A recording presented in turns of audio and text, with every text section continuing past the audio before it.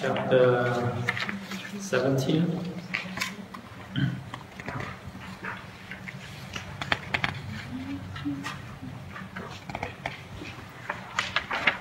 So, good evening, my dear Shendra. Today is November the 1st, 2017. We're running for tonight meditation in Dharma House. How's everyone doing tonight? Good? Trick or treat? Anybody went to trick or treat? Get some candy? So tonight we continue on the Diamond Sutra, chapter 17. So chapter 17 talk about the ultimately there is no self. So this is very essential chapter about non-self or no selves. So amongst the teaching of the Buddha is the nature of non-self is very difficult to understand because usually our minds, when we come out in this world, we are always attached to this self, right? And then this, the teaching is there's no self. It's hard to accept. So when we look deeply, this is no self. When you reach to the ultimate true nature of understanding, actually there's no self, no central self. No self here is mean that there's no, there's nothing exist by itself, right? Everything have to be independent each other, right? Just like when we look at the temple, did the temple exist by itself alone? No, right? So the temple have to depend on the architect, the people, the land, the wood, or the material outside to become a temple, right? So when we understand that no self here is mean nothing exists by itself, nothing created by itself, have to be depend on each other, right?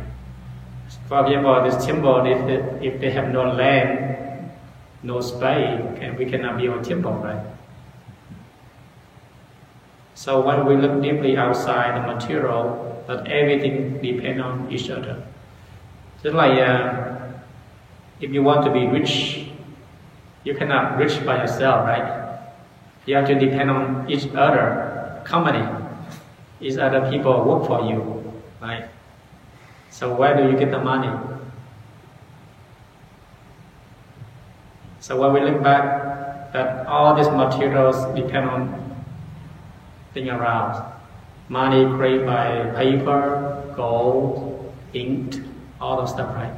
So all depend on each other. So money cannot be, you cannot reach by yourself, right? You cannot become a rich person by yourself. You have to depend on the thing around you. It's also depend on your merit and virtue too, right? How you deal with your stock market too, right? So when we look deeply to the material outside, and then we look deeply to this body. So the main thing is that the Buddha taught us that we have to look in this body is no self. So this body contains the five skandha, right? What we call the five aggregate. That's what the Heart Sutra said.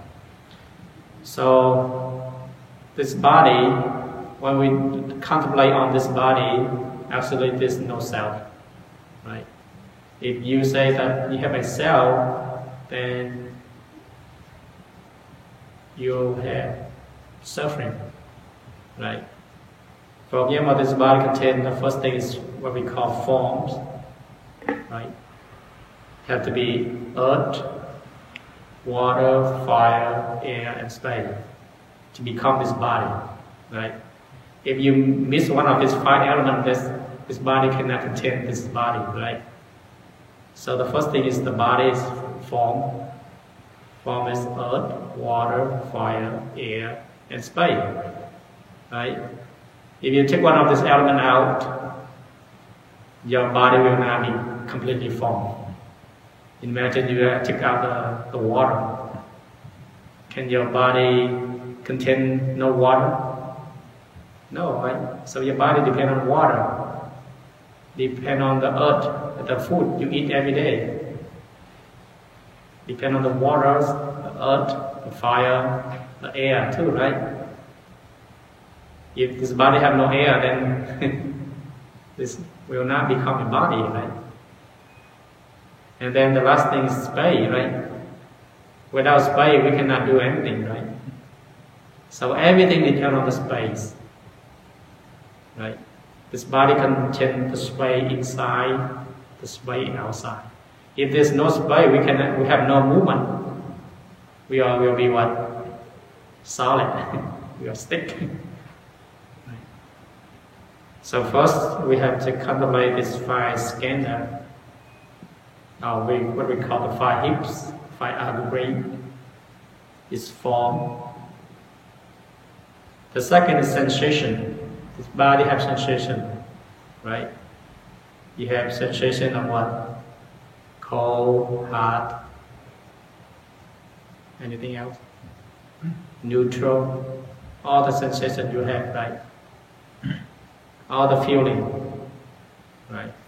You feel happy, you feel sad, you feel angry, you feel what? Hungry. You feel tired, you feel upset. All the thing is what? Sensation. So this body first have to have form, and then they have sensation. And the third is the perception, right? Our perception, in Vietnamese we call tưởng. Imagination. It's like you walk in the dark in the middle of the night, and you step on a rope. It's kind of slimy, it's like a snake, right? And then you turn on the lights, or it's a rope, right? So something you just imagination, or we call perception. So the first form is the solid materials. The sensation, perception, mental formation, and consciousness represent the mind. So the first is the second sensation, the third is perception, the fourth is mental formation. So when we have perception of something, then we have followed the mental formation. Another thought arises. Like I said the word snake, and suddenly you understand the snake. And then your mind what? Start creating more detail about the snake. We call mental formation, right? If I say snake, you stop right there, then what? Then you have no mental formation. You see that? And then the last one we call consciousness. Right? Number 5 is consciousness. In Vietnam we call tech. The consciousness is the storage of all your see, good see, bad see. It's also anything arises in your mind comes from the consciousness. So this body contains this form, sensation, perception, mental formation, consciousness. So once you understand this is no self in there, then you will reach the ultimate of no ego, no self. If you still have this 5 skandha, attachment to this 5 skandha, then you will never become no ultimate, no self. You see that? So see, when you look deeply, this 5 skandha is empty. That's why we recite the Heart Sutra. They are emptiness. They depend on each other. How do we know that we have sensation? How do you know this cold? Because you touch the ice, or the weather's what? Getting cold, right? How do you know it's hot? You touch on the fire, you know it's hot, right? Because there's heat, right? So when we look deeply at these 5 skandhas, then there is no self. So the first skandha is called physical form. The second is our feeling, our emotion and physical, our sense. When we see, when we hear, when we taste, when we touch, when we smell, all the things arise of sense, feelings. And then perception is our thinking, right? Our thought. And mental formation is our habit. When we think of something and then suddenly our habit arises, our thinking arises. Just like if you have a habit of addiction to chocolate, and then there's a plate of chocolate here, and suddenly you eat it and what? Your saliva start dripping, right? It's called mental formation, is habit. When we look something that we love, suddenly the saliva or the greed, the desire in ourselves arise. And then the last one is the consciousness. It's the awareness of or sensitive of an object. So when we look at these 5 skandhas, when you understand of these 5 skandhas of emptiness, then you will be able to understand of non-self. The self is non-self, right? So when we look deeply, this is non-self. So the ultimate goal for the Diamond Sutra is non-self, right?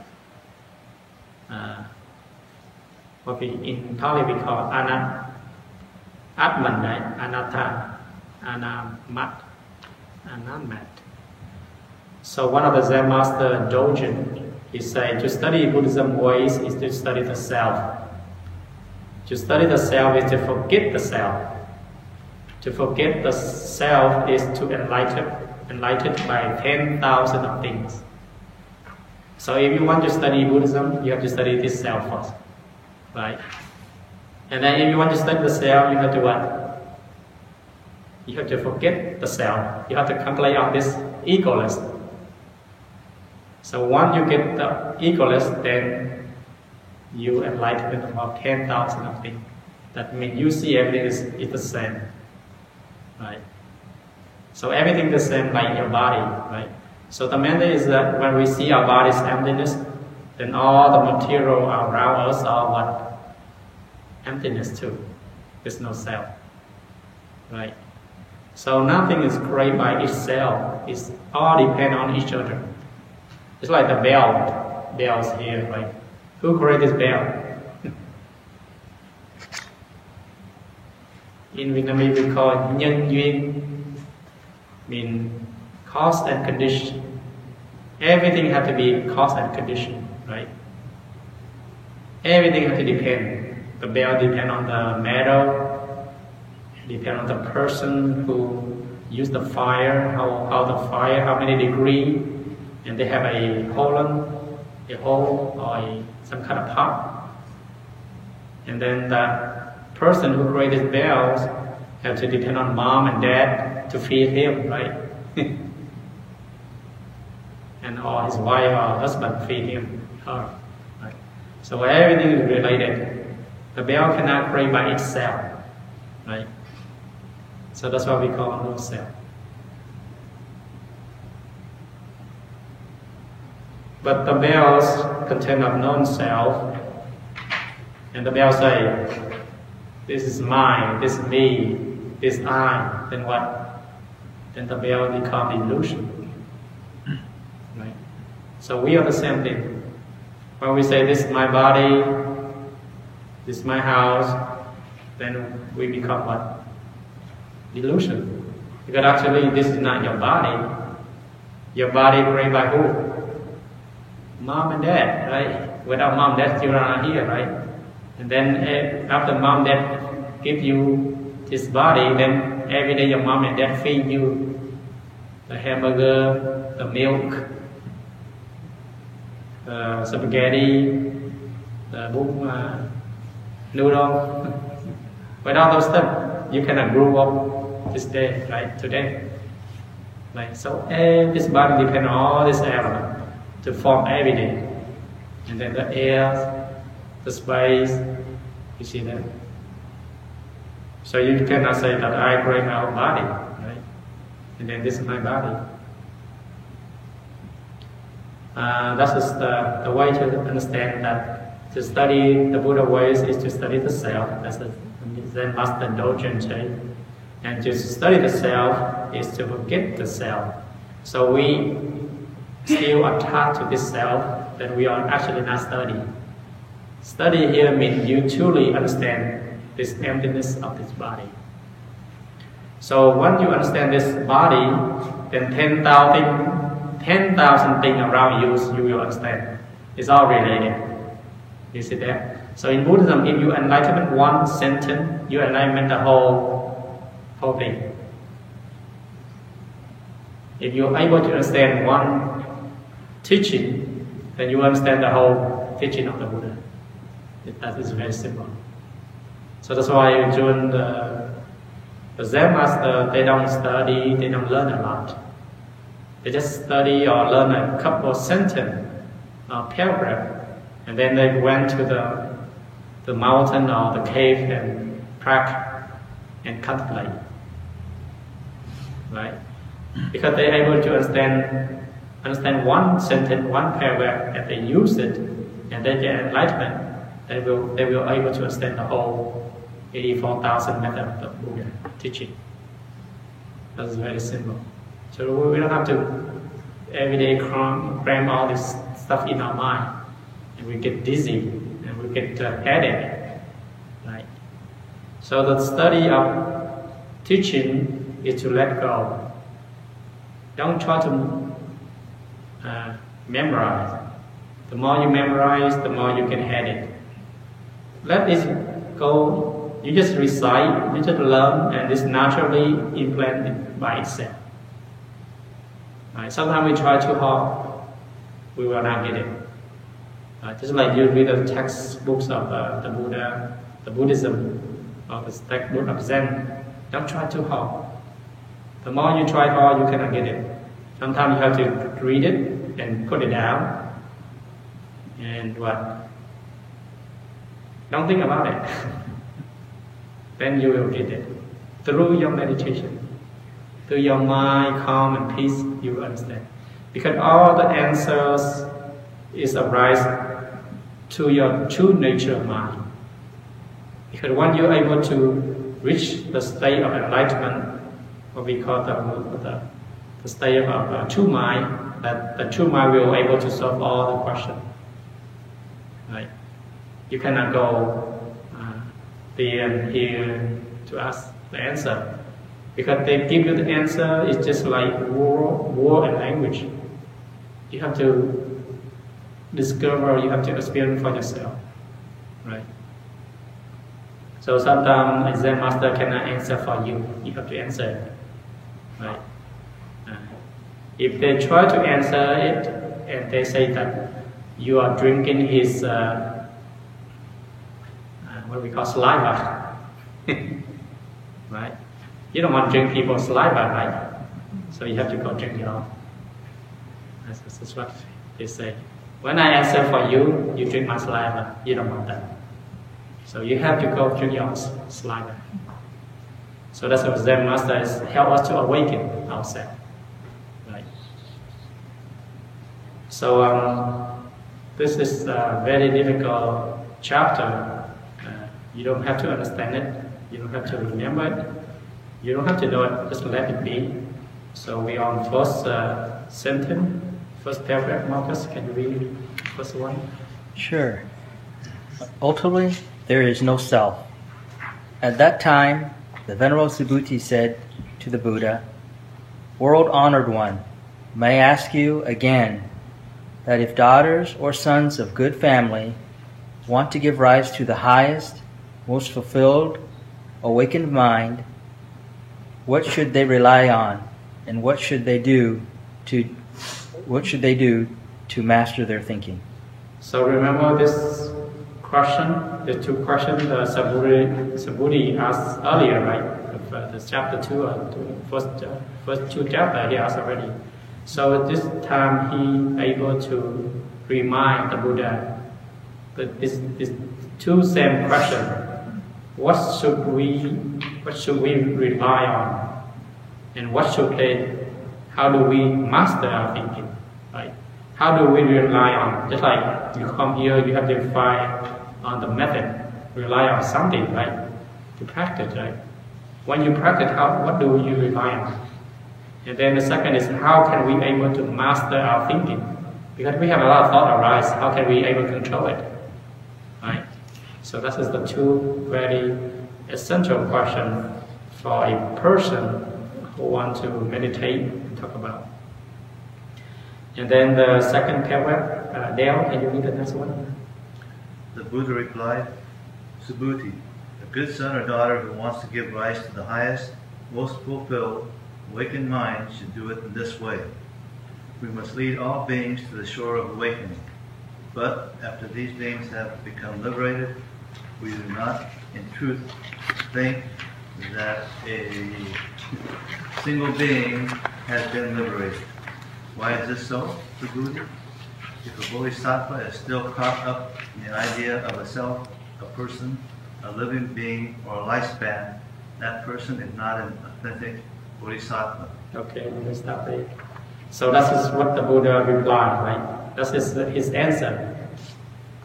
That if a person relies on what, if a good son or good daughter want to give rise to the highest, most fulfilled awakened mind. So here, if you want to achieve the highest,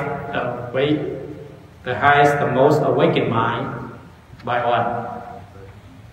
By liberation of all sentient beings, but do not attach to any liberation.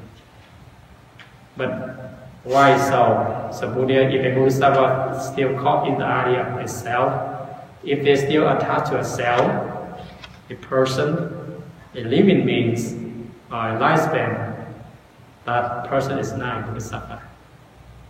That's very simple, right? So when we look back, how do we liberate all sentient beings? So each thought, that is a sentient being, right? Second thought is second sentient being. So every thought arises, you put them to rest. You put him to nirvana, right? You save him, right? So that is his way to answer this question. That is our way of practice. If you want to achieve the highest awakened mind, any thought arises in the mind, you know it's delusion, right? Because thoughts will cover your awakened mind. You see that? Doesn't matter good thought, bad thought. It's cover your awakened mind. So that's why we see a thought and we know a thought. That is enough, right? Because our nature of mind, thought arises all the time. So we don't want to stop it. We cannot stop it, right? Just let it be. Any thought arises, know it, and don't hang on it, right? And then the fourth thing we need to remember is that when we practice liberation of all sentient beings, mean liberation of all thought, we do not attach to this self. Oh, I'm liberation. I'm practicing. If you say I'm practicing, you still attach to what? This self, right? So when you practice, you don't attach to this self. I mean, you are, oh, today I have less thought. Still have an idea, right? That means you still have a self. And then you save a thought, or you help a person. You attach to that person. It's like you give them money. It's just like you go to the park and you see a homeless person and you give him or her $1, then you attach to that person, right? If you attach to that person, means you still have what? This self and other self. You see that? So that's why we call that person. And the third say living beings, that we should not attach to all living beings. This is my wife, this is my husband, this is my children. Your attachment, then you will not achieve the highest awakening. You are not able to suffer. And then a lifespan. Lifespan means this, our life is not forever, right? It has certain limit. So this four notion, what we call four losses, we have to get rid. So we able to get these four things, not caught on this attachment, on this fourth notion, then we will achieve the highest awakening. Okay, next paragraph. Sylvia, can you read the next one? Okay, where are we? Why is that? Why is that? Subhuti, in fact, there is no independently existing object of mind called the highest, most fulfilled, awakened mind. What do you think, Subhuti? In ancient times, when the Tathagata was living with Buddha Dipankara, did he attain anything called the highest, most fulfilled, awakened mind? No, world-honored one. According to what I understand from the teachings of the Buddha, there is no attaining of anything called the highest, most fulfilled, awakened mind. Okay. So this the last sentence before that, he say we have the highest, the most awakened nature, and then at the end he say what? We don't have anything. I mean, when you reach the point, the highest awakened nature, you should not attach to it. That's the last sentence there. That's why he say actually there's no highest awakened mind. Actually there's no Buddha nature. Actually there's no awakened mind. Help you to get rid of what? Attachment. In general we say, oh, I'm practice, now I'm awakened. And then you attach your awakening, you still what? You still not awakened. That's why at the last sentence they say, awakening actually is not true. So go back to the original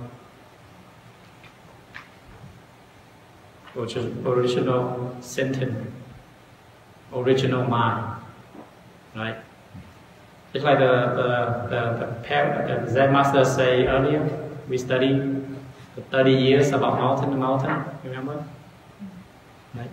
So the first he contemplate, before he practice Buddhism, he say everything is true, mountain is true, river is true. And 30 years he practice mountain and river is actually not real. And after 30 years he practice, his mind is completely stillness. Mountain is mountain, river is river. You see that? So this is the last point about practice. At this point, you should not attach to your awakened nature. If you say you are a Buddha, then you still not a Buddha. So if the Buddha himself is saying I'm the Buddha, I'm not awakened, then he's still attachment. So that's why he want let go of this thought too. You see that? So that's why very hard for a person, for beginner who are able to accept it. Because in general they want to practice meditation, they want to achieve something. If they don't have anything to achieve, then what's the point of practice? You see that? So first, beginner come here meditating, we have to give them step by step. First you have to achieve this step, that step, and at the end, there's nothing to achieve. You have to let go of all your achievement. Because all achievement is what? Temporary illusion. Right? But beginner, they want to have something because right now their mind is stressed, their mind is anger, they have to depend on something, some method. Right? That's why the Buddha teaching is what? It's only method. It's like a finger point to the moon. The mandate we see the moon, not the finger. You see that? So, when you understand the teaching of the Diamond Sutra, when you put into practice, even though you are not there yet, you're not you have not reached the highest awakened mind yet, but you know, and sooner or later you get there, and then you remember back, oh, I should not touch this state of enlightenment. You see that? Right now we just study language, word, so we have get an idea what it's like to achieve enlightenment. Right? So when you get enlightenment, you should not touch your enlightenment. When you are peace, you should not touch your peace. Right? That is the truly peace, truly enlightenment.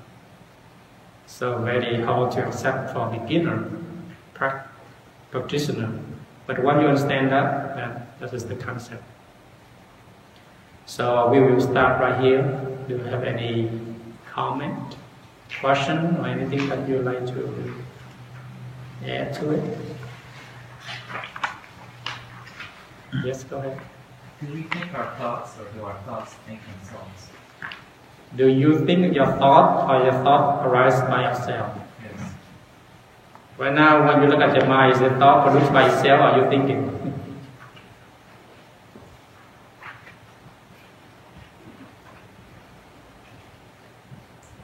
Well, when I'm meditating, I'm watching my thoughts. First, I'm thinking I'm watching myself, thinking my thoughts, but then the self that I thought I was watching, thinking the thoughts seems to disappear. Mm-hmm. And then I'm just watching my thoughts come and go of their own. So you produce the thought, or the thought produced by itself? They seem to produce themselves. If they produce by itself, so where the thought come from? They seem to come out of all directions. Not All necessarily directions. spatial directions, but more like dimensional directions. They're so subtle, and then they become more gross, and I can see them. Then they become subtle again, I can't see them. But that... So this is the không oan, we call công án. That question you have to answer for yourself during meditation. Then you will find it. I only give you a hint. Right? Thought come and goes. Am I produce any thought?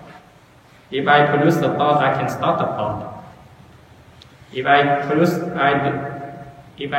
thought, I can stop the thought. If I not produce a thought, I cannot stop the thought. I cannot stop the thoughts. All I can do is watch them.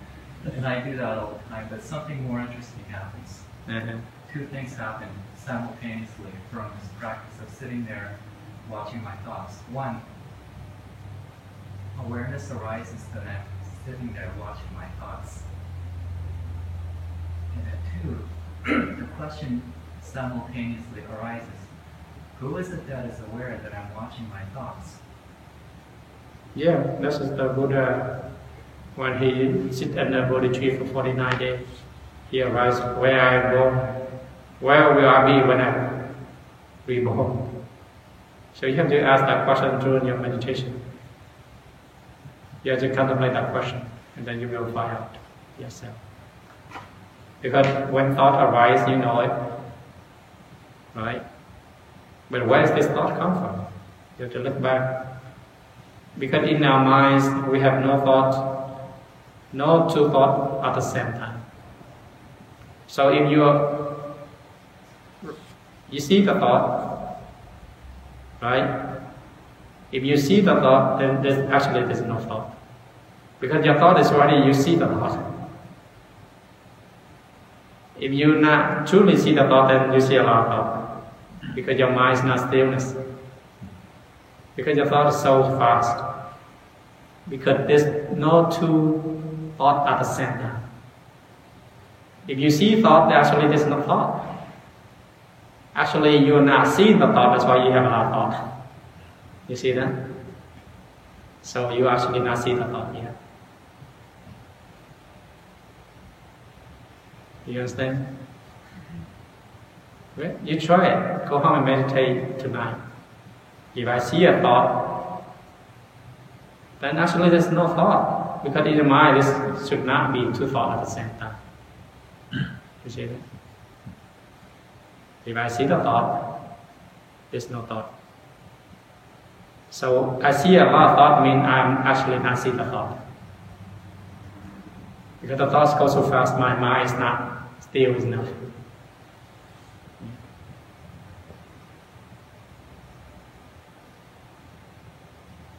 Có mình cần phải học that. Because this is require patience, require awareness, require what we call courage. If you are not awareness, not courage, then you will be tired and go to sleep. See that? That's why we have the meditation. We have to look deeply. Strength, power, energy, awareness. Truly awareness is you are truly awakened during your meditation. Not sleepy, you're not turbulent. You see? Okay, next question. Go ahead. How fast do the thoughts arise? In my mind, they seem to be very slow. You know, they don't come very quickly at all. So, one blink of an eye is 92 thoughts. And in that 92 thoughts, we have another 90 thoughts of small thoughts. Can you blink in your eyes? It's 92 thoughts. And inside of the 92 thoughts, there's each sub-thought too. So in general, we see the big thought, not the bottom. It's like the ocean, right? There's a lot of storm, you only see the top, but you don't actually see the bottom of the ocean of dirt. You have to go deep meditation to see the bottom of the ocean. That's why we require to meditate a lot. To just go deeper, deeper. It's like diver, right? They have to go down to the bottom of the ocean. They will just see clear. You cannot stay on top of the ocean and see everything, unless you have some kind of microscope. So our body is like the deepest ocean. It's like that. It requires us to be calm, peace, stillness, courage to be able to see our deep bottom of our mind.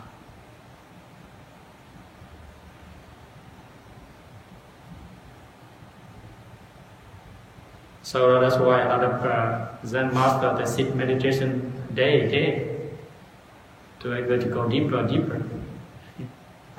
Because the more you meditate, your mind gets calm, stillness. Then you can go deeper. That's why we have a time of 49, 2 months, 3 months for self-retreat without any distraction. Just stay in the hut and practice. Yeah. So we can be able to see our mind, our thought more clearly. Then now we go in and go around, and then there's a lot of what we call the float thought, not the bottom thought. When you see, you are touched already. When you hear something, you are touched already.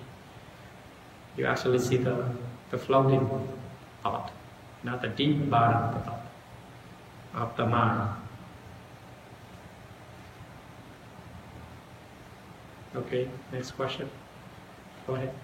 You said you can see your mind. Who is it that is seeing the mind? Just on the example. Actually, we cannot see our mind. Our mind is already our mind. You see that?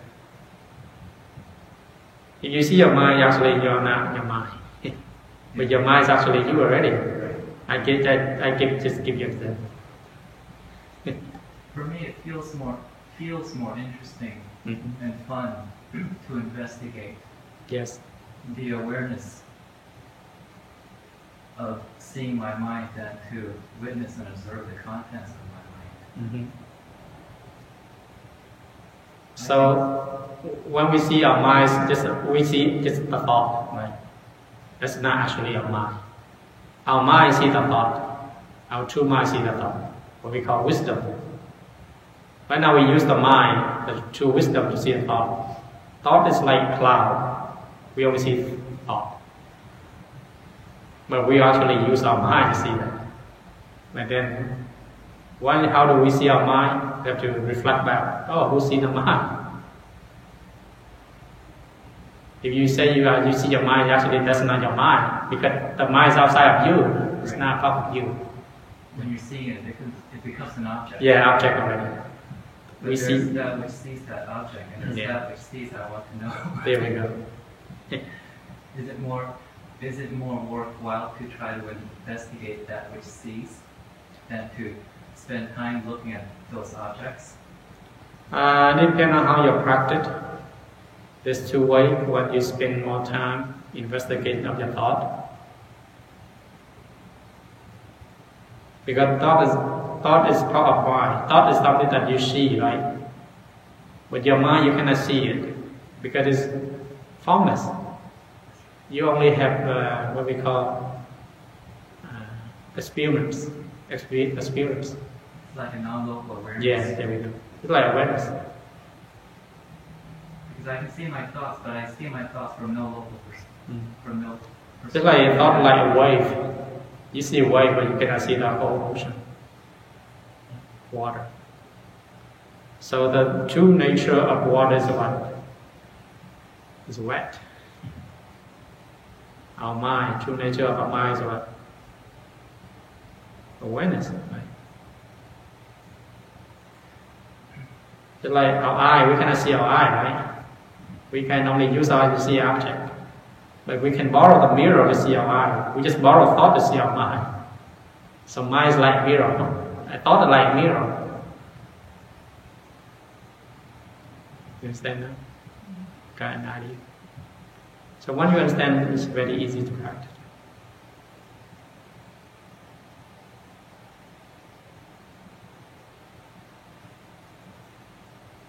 Okay, next. Go ahead. Is the idea that we have some control over our life, or the decisions we make can somehow guide us down a certain path, is that all part of the illusion?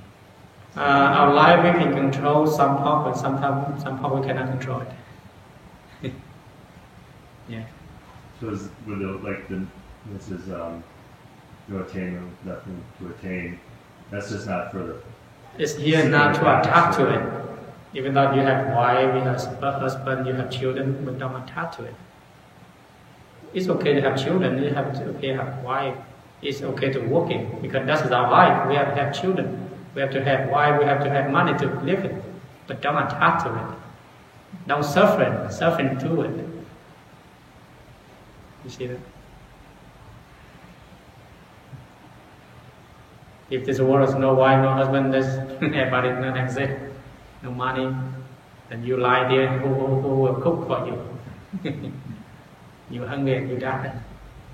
So actually it means that we do everything without attachment. Right? Living in this world without attachment. We live with as a normal person. We eat, we sleep, we do all this stuff. But not arise of anger, delusion, all this stuff, attachment. Just like we have to drive to work, right? But some people enjoy driving. Some people they go to the highway, they get upset, mad because of traffic. Different people have different views. How able to see it, reality.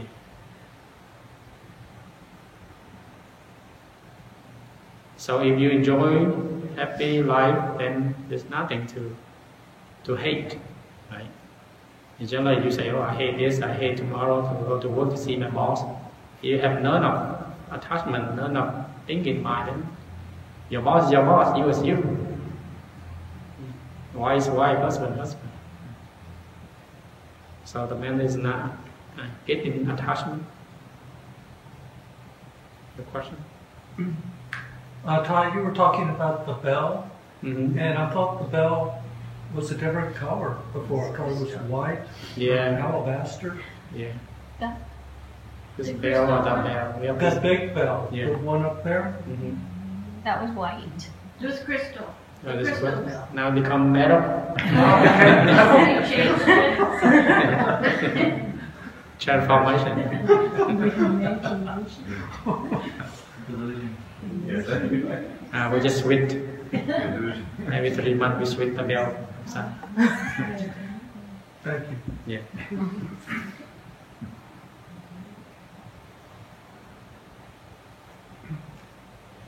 Okay, any further question? Yes? It's not a question, but I was thinking when you said the 92 thoughts with the blink of an eye, I think that would be the most cause of my suffering and my anxiety. Just gonna follow all of them, Mm-hmm. or try to follow all of them. And I'm thinking that's why I started the one who's building more thoughts and more thoughts on top of all the thoughts. But I just wanted to share that. Okay. What do you follow? Like what kind of thought? All those 92 thoughts are just, All. or maybe I'll have 10 of them and I just keep on building on, it's like a movie going on in my head. And when I'm driving, that would cause me anger because I already have so much things going on because I'm following so many things. I want to share something Okay. related to that. I was thinking about on my way over here. And it might help clarify what I'm trying to work on. It might help me understand this better. When I'm angry, I get lost in my anger. I don't know I'm angry. But if I suddenly become aware that I am angry, the anger remains, but the I who was angry disappears. And then there's just awareness of the anger. But then just as quickly as that happens, it's so disorienting that the I comes back and I become angry and lost in anger again. But it's like, wow, that was a trick. So I try to remain aware at all times. When I become aware of myself, feeling things, thinking things, that self that does the thinking disappears and the thoughts and emotions still remain. But there is no self who is thinking or feeling them. They're just there. And there's awareness of them being there, coming and going. So that was my question. It seems more worthwhile to investigate that which is aware of the comings and goings of the mind. Anyway, that's where I'm at right now. I could just sit there watching my thoughts all day, but it doesn't really get me anywhere. But when I'm aware that I'm doing this awareness seems liberating. Because the self who was thinking and following all these 92 thoughts disappears. And there's no one following them. That's just what I wanted to share. I thought it was similar to what Sophia mentioned, but one step further back, away from it. Okay. Anybody else?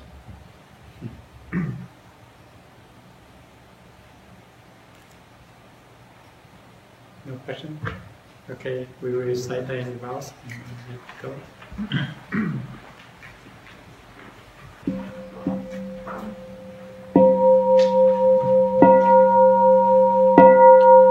Living being of innumerable, I vow to save them all. Affliction of endless, I vow to eradicate them all. The Dharma door to conquer, I vow to study them all. The Buddha ways and excelled, I vow to attain it. I vow that the merit and virtue of this resolves everywhere, enrich everyone, so that all of us and all living beings will realize the Buddha.